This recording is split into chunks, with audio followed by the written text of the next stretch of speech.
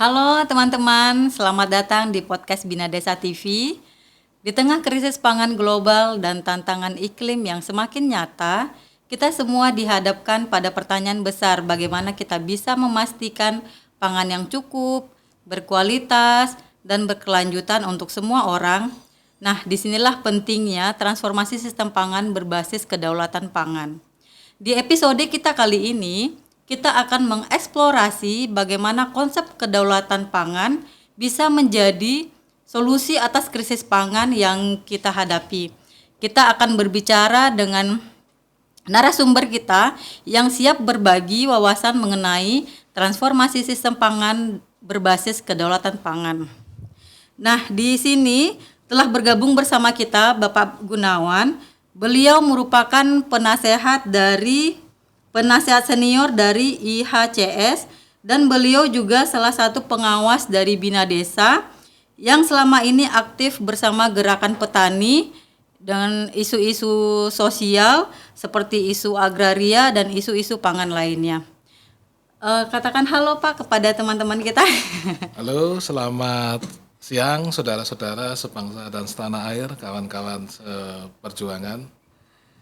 Oke, baik, terima kasih Pak. Kita pernah mengalami krisis pangan yang terjadi pada tahun 2008 lalu gitu ya. Dan agar tidak terulang lagi, ketersediaan pangan memang harus sangat dibutuhkan gitu ya, baik dalam satu negara maupun di seluruh dunia gitu. Nah, namun ketersediaan pangan ini berkaitan erat dengan yang namanya ketahanan pangan gitu ya. Namun apa sih itu ketahanan pangan? Terus kemudian saat ini juga muncul isu adanya kedaulatan pangan. Sebenarnya apa sih dua kata ini gitu ya? Nah, mungkin kita bisa langsung gini ya, bertanya gitu ya kepada Bapak Gunawan, tarekat apa sih itu ketahanan pangan, apa sih kedaulatan pangan, agar juga bisa mencerahkan ini ya pikiran kita terkait konsep-konsep dari ketahanan pangan maupun dari kedaulatan pangan itu sendiri seperti apa gitu Pak. Ya, kalau pada awalnya kedaulatan pangan itu merupakan kritik atau konsep alternatif bagi ketahanan pangan. Nah, sebelum ke sana kita harus melihat begini, satu bahwa Hari Pangan Sedunia itu harus kita maknai sebagai upaya pemerintah-pemerintah sedunia dan juga masyarakat bagaimana merealisasikan instrumen hak asasi manusia sedunia, khususnya Kovenan Hak Ekonomi Sosial dan Budaya, kaitannya dengan hak atas pangan. Artinya berarti pemerintahan sedunia ini telah menyepakati bahwa adanya tanggung jawab dan kewajiban untuk memenuhi hak atas pangan bagi warga negaranya masing-masing, itu yang pertama. Nah, kemudian untuk memenuhi hal tersebut muncullah konsep ketahanan pangan. Konsep ketahanan pangan itu hanya meletakkan pemenuhan hak itu hanya sampai tingkat keluarga, itu yang pertama. Kemudian yang kedua, meletakkan ketersediaan kecukupan itu tidak berbasis masyarakat produsen pangan, petani, nelayan, tetapi juga cukup didominasi dengan perdagangan, dengan mekanisme pasar, sehingga nanti mulai muncullah benih, pabrik, pupuk, pabrik, kemudian permainan harga dan sebagainya. Dan itu terbukti gagal untuk mengatasi problem pangan gitu. Ukuran gagalnya bagaimana? Kalau berdasarkan perjanjian internasional melalui payung Perserikatan Bangsa-Bangsa ini. Misalnya kan KTT pangan sedunia maupun setelah tahun 2000 itu kan dulu masa milenial gitu ya, maka dikenallah Millennium Development Goals itu. Itu cita-citanya mau menghapus angka kelaparan sampai 2015 itu separuhnya. Tapi tidak berhasil. Bahkan kemudian dunia mengalami krisis pangan gitu ya. Akibat dunia krisis pangan lewat gerakan dari negara-negara yang dulu tergabung dalam gerakan non-blok ya atau konferensi Asia Afrika itu mendorong agar Dewan HAM PBB itu menggelar sesi khusus terkait krisis pangan. Nah kemudian dari sesi khusus itulah ditugaskan kepada para penasehat dari Dewan HAM untuk melakukan studi itu. Yang hasil studinya menyatakan bahwa krisis pangan dunia itu benar terjadi, justru yang menjadi korban ini petani, nelayan dan masyarakat yang bekerja di pedesaan. Untuk itu diperlukanlah instrumen HAM khusus untuk melindungi mereka sehingga nanti akhirnya melahirkanlah yang disebut dengan deklarasi hak petani dan masyarakat yang bekerja di pedesaan. Nah setelah itu kan MDGs kemudian diganti dengan SDGs ya, tujuan pembangunan berkelanjutan, juga memiliki cita-cita mengakhiri kelaparan, kemiskinan gitu. Untuk itu kemudian atas turunan itu ada dua, satu dasawarsa pertanian keluarga, kemudian yang kedua adalah transformasi sistem pangan. Berarti sudah ada berapa tadi itu? Covenant Ecosop, UNDROP, dasawarsa pertanian keluarga, transformasi sistem pangan. Tapi ternyata tahun 2022 kemarin paling tidak krisis pangannya itu tetap terjadi. Gitu. Artinya satu bahwa instrumen hak asasi manusia ini terkait dengan hak atas pangan dan petani tidak dijalankan karena yang dipakai masih konsep yang lama gitu ya. Yang kedua itu, nah dampaknya apa? Kemudian FAO merekomendasikan agar transformasi sistem pangan ini harusnya berbasis petani atau transformasi pedesaan. Itulah kedaulatan pangan. Gitu.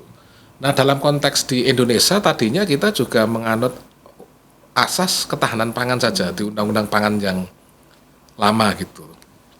Setelah kemudian diganti dengan undang-undang pangan yang baru, itu yang tadinya saling bertentangan justru disatukan. Jadi undang-undang pangan itu mengenal asas ketahanan pangan, kedaulatan pangan, dan kemandirian pangan. Tapi cara pikirnya harusnya seperti ini, satu bahwa penyelenggaraan pangan itu dalam rangka memenuhi hak atas pangan sampai individu. Nah, tidak lagi sampai keluarga, itu yang konsep lama, undang-undang pangan yang lama dan ketahanan pangan itu sampai ke individu. Untuk memenuhi hak atas pangan sampai dengan individu itu kan harus tercukupi. Nah, tercukupi itulah yang kemudian di undang-undang pangan yang baru disebut dengan ketahanan pangan. Nah, ketahanan pangannya caranya bagaimana tercukupi? Dipenuhi dengan dua hal, yaitu kedaulatan pangan. Kedaulatan pangan itu hak sebuah bangsa, hak masyarakat untuk menentukan sistem pangannya, sistem pertaniannya gitu. Yang hak itu akan dilakukan secara mandiri. Nah, karena konsepnya kedaulatan pangan dan kemandirian pangan, maka yang terjadi adalah pembatasan impor. Impor itu boleh, tetapi karena faktor-faktor tertentu yang sudah dibatasi oleh undang-undang pangan. Walaupun kemudian muncul undang-undang cipta kerja yang dalam tanda petik agak melonggarkan impor pangan, tetapi statusnya bahwa impor pangan di Indonesia itu tetaplah sesuatu yang pembatasan, bukan liberal. Kalau terjadi liberalisasi berarti terjadi perbuatan melawan hukum atau potensi terjadinya pelanggaran hak asasi manusia terkait hak atas pangan dan hak-hak petani. Nah itulah konsep awal ketahanan, kedaulatan, saling mengkritik yang kemudian dicoba diharmoniskan oleh pemerintah Indonesia, tapi bukan dalam pengertian ketahanan pangan versus kedaulatan pangan, tetapi ketahanan itu diartikan sebagai kecukupan untuk memenuhi hak atas pangan yang ketahanannya itu dilakukan melalui kedaulatan dan kemandirian. Nah, sebenarnya seberapa penting sih Pak kedaulatan pangan itu penting bagi kita gitu di Indonesia? Satu, tidak hanya di Indonesia, sedunia. Oh, sedunia. Dengan rekomendasi transformasi sistem pangan itu harus berbasis pertanian, itu menunjukkan sesuai dengan temuan pelapor khusus atas pangan, sebagaimana pernah juga disampaikan oleh Sekjen PBB bahwa tidak mungkin rekayasa genetika ya, bioteknologi dan perdagangan atau pasar ini mampu memenuhi hak atas pangan. Udah itu sudah positif begitu ya, sehingga kemudian yang kedua, produsen pangan ini kan bagaimanapun adalah mereka yang bekerja di pedesaan. Kalau mereka tidak berhasil memproduksi pangan yang baik, memproduksi dan mendistribusikan bahkan dan juga mengkonsumsinya, maka krisis pangan itu meliputi bahwa produsen pangan itu juga akses terhadap pangannya terhambat, tapi juga yang kedua masyarakat konsumen akan terhambat. Kalau kemudian timbul pertanyaan, kan korporasi juga bisa memenuhi hak atas pangan, itu tadi seperti saya utarakan sudah secara internasional tidak terbukti. Kemudian yang kedua, bahwa salah satu dampak krisis pangan kan problemnya tidak hanya di soal ketersediaan akibat perubahan iklim, tapi juga karena akibat permainan pasar menimbun, memonopoli dan sebagainya, justru menciptakan ketidakstabilan pasokan maupun harga. Itulah maka kemudian kalau tidak berbasis kedaulatan pangan, artinya sesuatu pangan itu diproduksi oleh masyarakat yang bekerja di pedesaan dan di mana negara tidak melindunginya, maka yang akan terus terjadi justru ketidakstabilan pasokan dan harga, yang itu dampaknya pasti nanti ke akses pangannya, ke pola konsumsi dan seterusnya. Oke. Menarik sekali sih Pak terkait kedaulatan pangan ini. Nah ini kan kita tahu nih pemerintah kita saat ini kan memang sedang mencoba ya melakukan ketahanan pangan dengan membuat lumbung-lumbung pangan di beberapa daerah seperti food estate yang di Kalimantan, terus sekarang dipindahin lagi nih ke Papua gitu kan. Terus kemudian saya baca beritanya Papua dijadikan sebagai sentral laboratorium yang besar untuk terkait uji coba pangan atau apa gitu waktu itu saya baca. Nah kalau menurut pandangan Pak Gunawan nih gimana nih kondisi pangan kita di Indonesia saat ini gitu? Yang pertama kan yang harus kita pahami kan soal apa perbedaan antara cadangan pangan dengan ekstensifikasi lahan pertanian ya. Jadi dalam rangka tadi itu memenuhi kecukupan atau ketahanan pangan secara kedaulatan dan kemandirian, itu kan kita mengenal namanya konsep cadangan pangan nasional. Cadangan pangan nasional itu terdiri dari cadangan pangan pemerintah dan cadangan pangan masyarakat. Cadangan pangan pemerintah terdiri dari pusat, Pemda provinsi, Pemda kabupaten, dan pemerintah desa. Nah itu kan ada fungsinya masing-masing dan harus ada bentuknya. Kemudian cadangan masyarakat. Maka pengertian lumbung ini harus clear. Jadi lumbung itu kan pengertiannya kan berarti cadangan pangan pemerintah dan cadangan pangan masyarakat begitu ya, bentuknya harus konkret. Nah untuk itu kan kemudian salah satu hal untuk memenuhi ketersediaan yang nanti akan jadi cadangan pangan itu kan lewat perluasan lahan pertanian pangan. Nah ini kan lahan pertanian pangan itu kan berarti harus kita maknai ada pangan berupa beras dan non beras.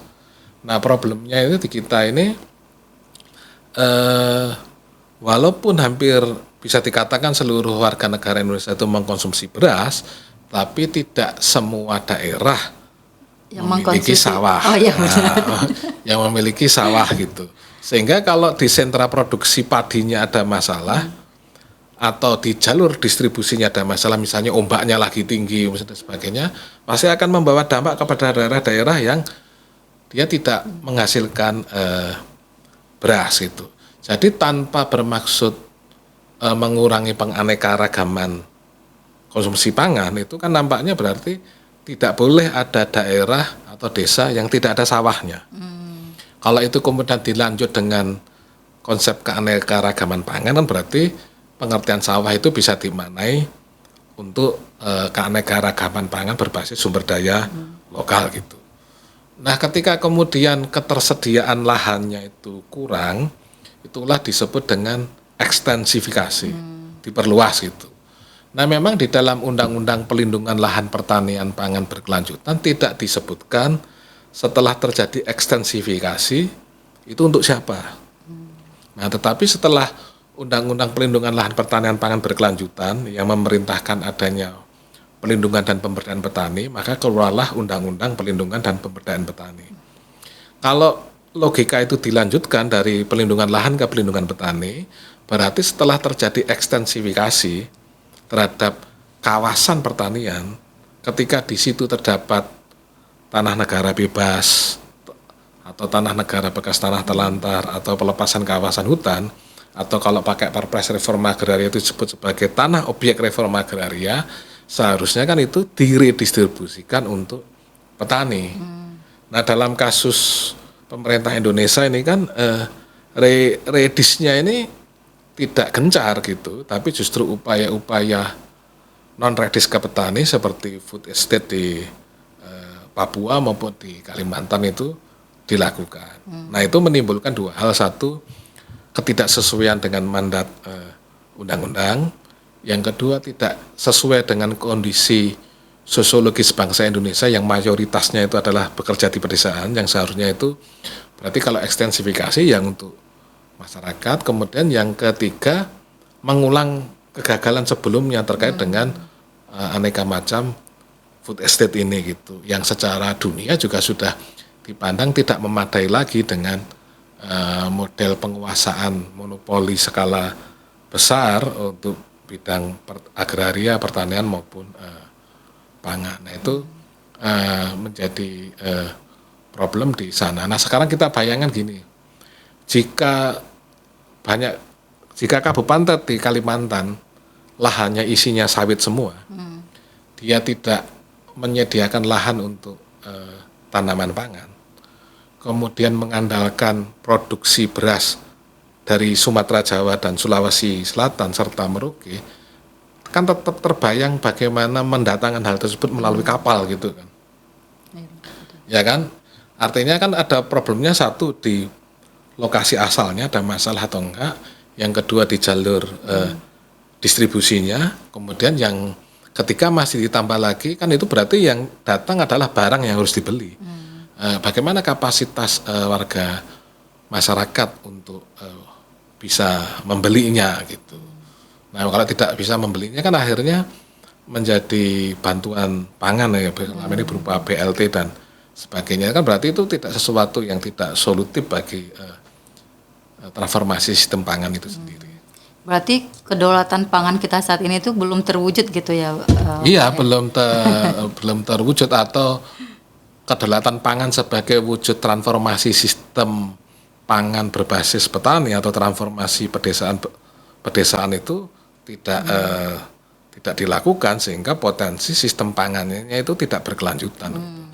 Berarti tantangan kedaulatan pangan kita saat ini nih apakah hanya sekedar tidak terdistribusi dengan baik, atau petani tidak mendapatkan kedaulatan pangannya sendiri karena tadi diatur dari UPOV gitu tadi ya? Yeah.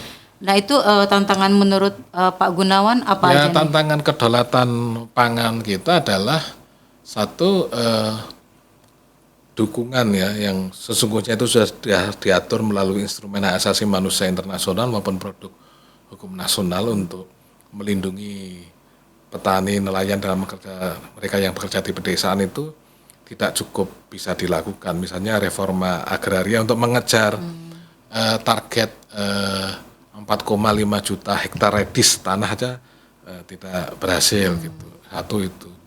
Yang kedua, terkait dengan perubahan iklim, terkait dengan ketersediaan benih dan seterusnya, meskipun kemudian ada putusan Mahkamah Konstitusi kemudian diteruskan oleh Undang-Undang Sistem Budidaya Pertanian Berkelanjutan bahwa petani itu berhak atas benih, tetapi tidak cukup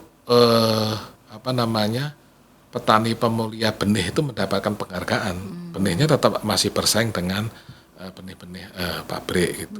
Kemudian dalam konteks air, pengertian air itu kan tidak hanya soal irigasi gitu ya, tetapi kan itu harus pengertiannya semesta air, bahwa antara tanah dan air kan harus satu kesatuan gitu. Karena kalau tidak satu kesatuan, misalnya di suatu objek tanah diberikan untuk monopoli perkebunan skala luas gitu, atau untuk non pertanian, tambang dan sebagainya, dampaknya juga ke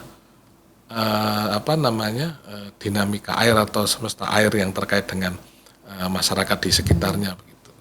Belum lagi soal impor, ekspor, kemudian sistem pengakuan pertanian alami atau organik gitu dan sebagainya. Nah, menarik ya tadi terkait ekspor, impor gitu. Nah, kita sendiri kan juga tahun 2023 yang lalu sampai di awal tahun 2024 kan kita Indonesia kan melakukan impor secara besar-besaran gitu ya, Pak ya. Nah, ini pandangan Pak Gunawan sendiri ini terkait kedaulatan pangan sendiri di skala petani ini gimana nih, Pak? Karena kayaknya nggak sejalan gitu ya bagaimana petani sedang mengusahakan gitu kan, terus kemudian tiba-tiba pemerintah malah mengimpor gitu. Ini kan menurunkan semangat petani nih dalam memproduksi dan memperbanyak hasil pertaniannya gitu. Menurut pandangan Bapak gimana? Ya kalau bagi petaninya sendiri kan dia aslinya udah cukup berdaulat menanam, disimpan dan dia konsumsi sendiri. Impor pangan itu kan justru menciptakan kedaulatan pangan secara nasionalnya yang kemudian tidak terjadi. Tetapi itu tadi saya tegaskan bahwa karena terkait dengan pasar bebas, impor dan ekspor itu bukan berarti kalau kita ekspor kita kelebihan, kalau kita impor itu kita kekurangan gitu. Itu adalah mekanisme pasar orang yang mencari insentif di situ lah. Sekarang ini cara pikirnya begini. Kita ini kan boleh impor apabila satu tidak bisa diproduksi di dalam negeri. Beras juga jelas bisa diproduksi dalam negeri. Yang kedua, apabila cadangan pangan nasional itu kurang. Nah, sekarang pertanyaannya cara ngitungnya gimana? Kalau cadangan pangan pemerintah pusat, daerah kabupaten mungkin ya lihat aja gudang Bulog gitu. Nah, oke lah. Nah, sekarang yang kedua cara ngukurnya cadangan pangan pemerintah desa gimana? Satu. Terus yang kedua, bagaimana cara ngukur cadangan pangan masyarakat? Kalau masyarakat itu nggak ada cadangan pangan, sehingga diputuskan impor. Nah, karena tidak ketemu, maka kemudian diputuskanlah pakai kuota. Atau kalau yang kasus yang lain pakai tarif. Nah, tarif dan kuota ini kan jadi mekanisme ekonomi ilegal sendiri, sehingga ada banyak kasus di mana ada pejabat ditangkap akibat kuota ataupun tarif impor beras, impor sapi dan sebagainya gitu. Jadi impor itu adalah keputusan ekonomi politik rente gitu ya, untuk mencari rente di bidang itu, bukan soal petani tidak bisa mencukupi atau enggak, sehingga kemudian seringkali kalau di dalam musim politik atau dalam musim pencitraan tadinya mau impor, begitu banyak ditentang nggak jadi impor gitu. Nah, gitu. Yang kasihan kan para pendukungnya udah memberikan dalil bahwa kita impor, ternyata presidennya nggak jadi impor gitu. Gitu. Nah, kalau untuk kedaulatan pangan sendiri untuk bagi petani kecil itu seperti apa tuh Pak solusi agar mereka juga mencapai kedaulatan pangan sendiri gitu?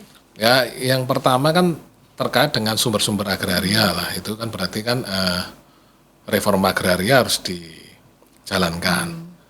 Kemudian yang kedua kan terkait dengan kelembagaan tata kelolanya, bagaimana soal distribusi, perdagangan, kemudian sampai ke model konsumsinya begitu.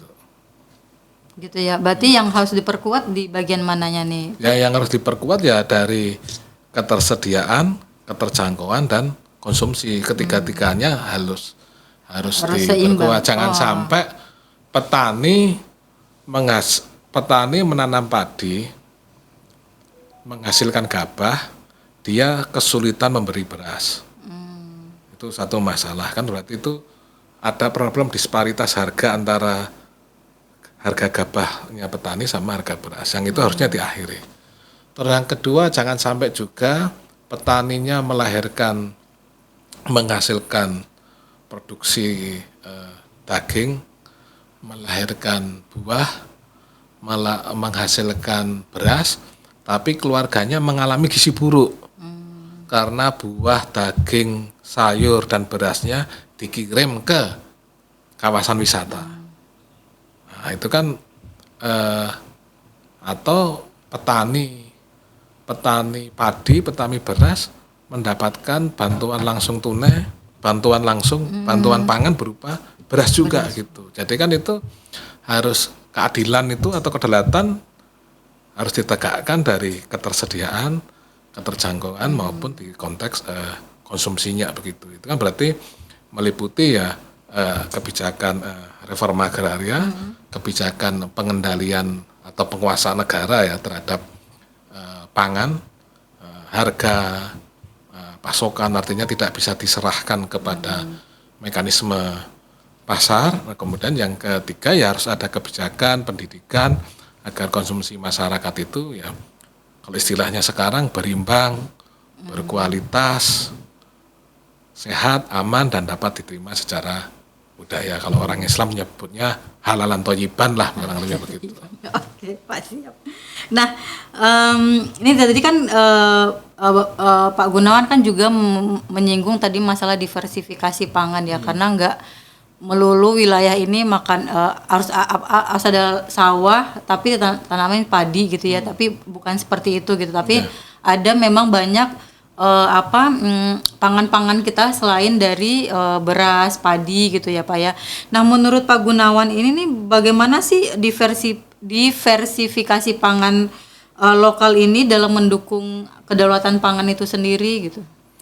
Ya itu kan harus diawali dari kita harus terjadi penganekaragaman budidaya. Jangan sampai terjadi monopoli yang luas terhadap budidaya tertentu gitu.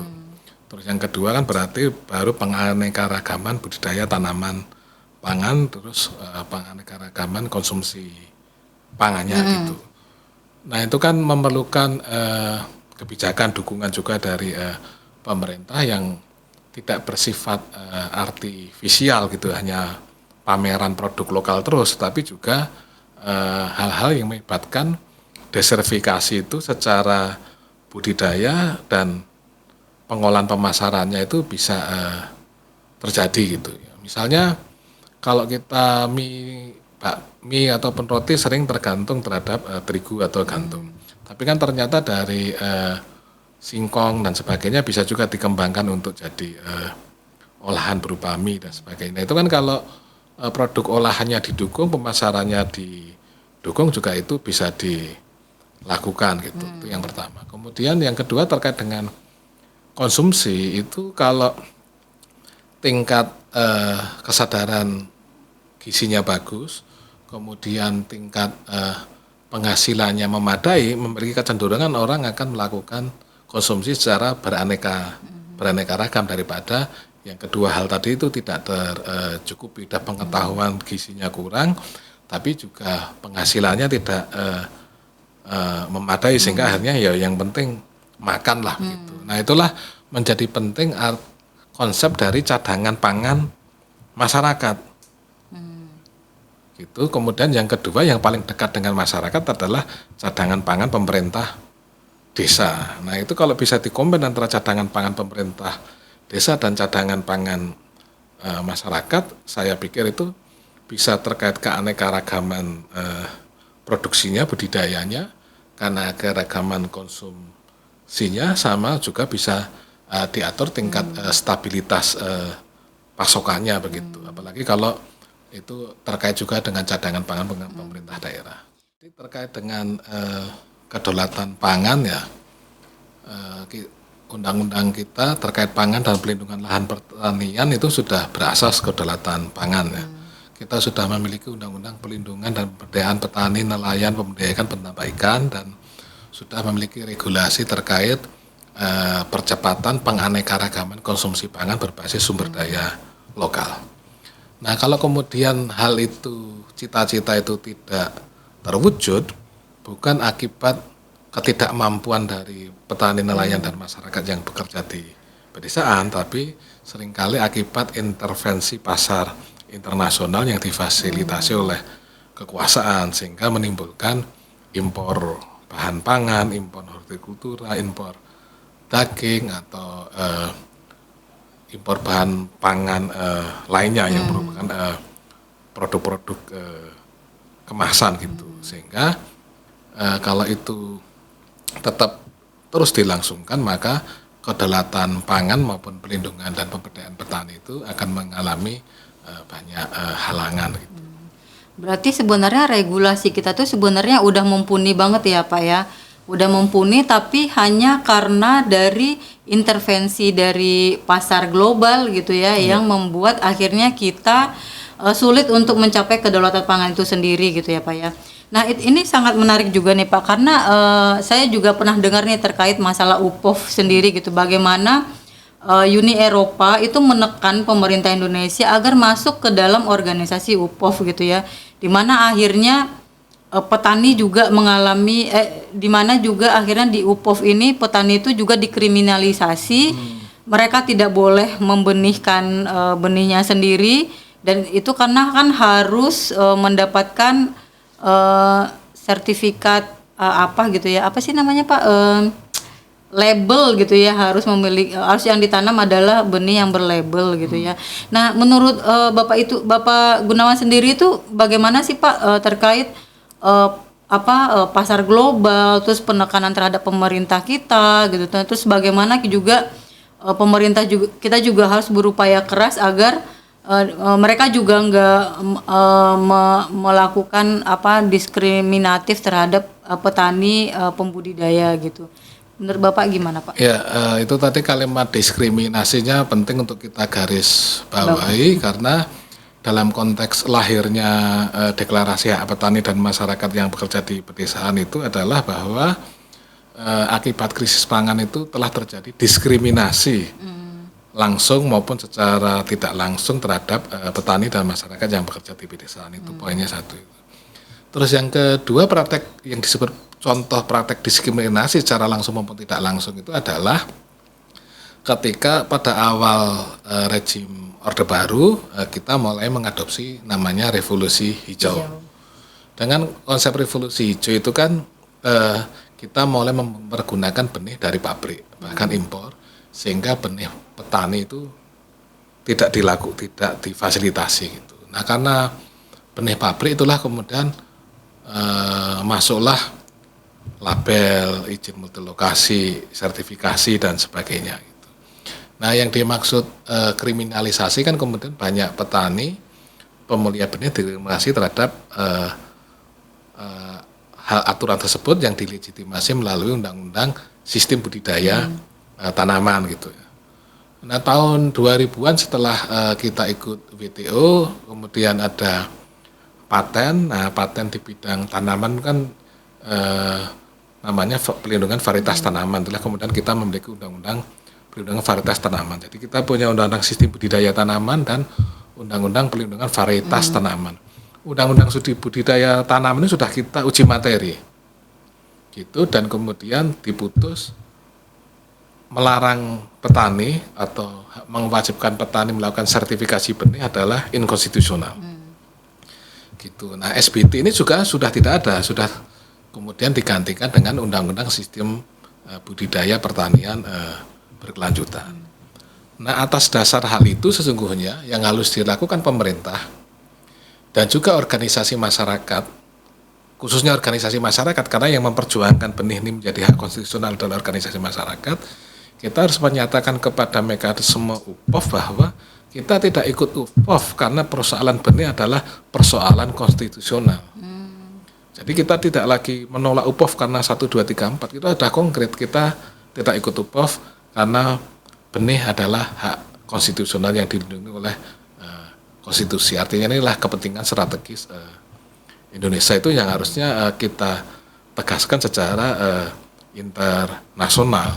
Nah, kalau kita gabungkan seluruh putusan Mahkamah Konstitusi itu terkait benih ya, baik yang di putusan sistem budidaya tanaman atau di undang-undang perkebunan ataupun di hortikultura, itu sesungguhnya tidak hanya mengatur soal haknya petani, tapi juga mengatur soal kewajiban pemerintah dalam melindungi hal itu. Jadi sesungguhnya kita sudah komplit untuk melindungi petani terkait dengan benih secara konstitusional. Oke teman-teman, terima kasih atas waktu yang telah diberikan kepada kita dan saat ini kita sudah berada di penghujung waktu di mana kita sudah banyak ya berdiskusi panjang lebar bersama Pak Gunawan mengenai kedaulatan pangan.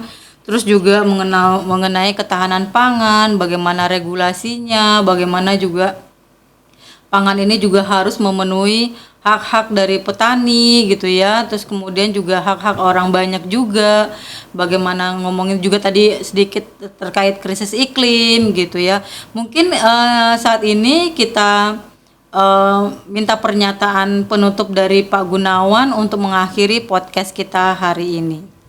Ya, bahwa hak petani, nelayan, dan masyarakat yang bekerja di pedesaan itu adalah hak yang sudah diakui secara instrumen HAM internasional, diakui secara konstitusi Republik Indonesia, artinya hak konstitusional. Berdasarkan hak-hak itu, mari kita wujudkan kedaulatan pangan dan transformasi sistem pangan berbasis petani.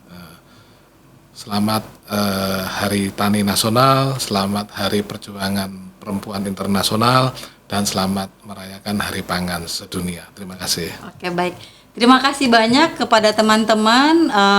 Betul apa yang dikatakan Pak Gunawan bahwa kemarin kita juga baru saja merayakan Hari Perempuan Pedesaan Internasional dan Hari Pangan Sedunia gitu ya.